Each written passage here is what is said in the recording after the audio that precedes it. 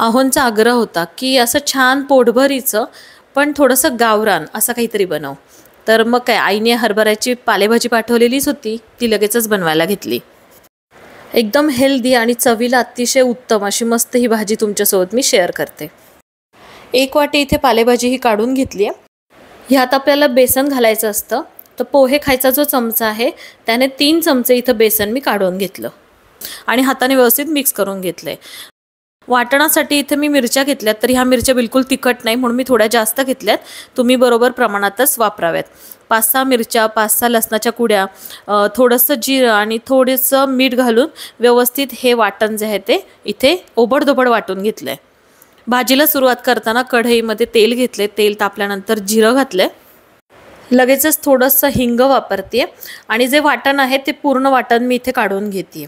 हे वाटण आपल्याला चांगलं परतून घ्यायचे. मध्यम आच ठेवली मी इथे गॅसची आणि व्यवस्थित सतत हलवत राहिली. काही वेळानंतर रंग चेंज झालाय. मस्त लसूण जो आहे तो व्यवस्थित परतला गेलाय. थोडीशी हळद घातली आहे आणि जवळजवळ 1 वाटी भाजी होती, तर 3 वाट्या मी इथे पाण्याचा वापर केलाय.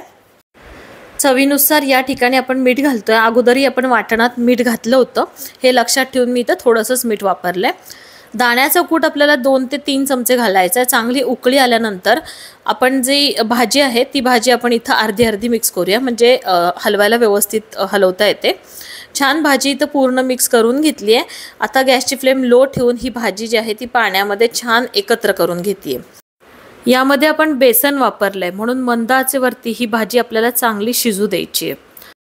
भाजी शिजेपर्यंत वाळवणाच्या बऱ्याच गोष्टी मी घरी बनवलेल्या आहेत, त्या आपण तळून घेऊया.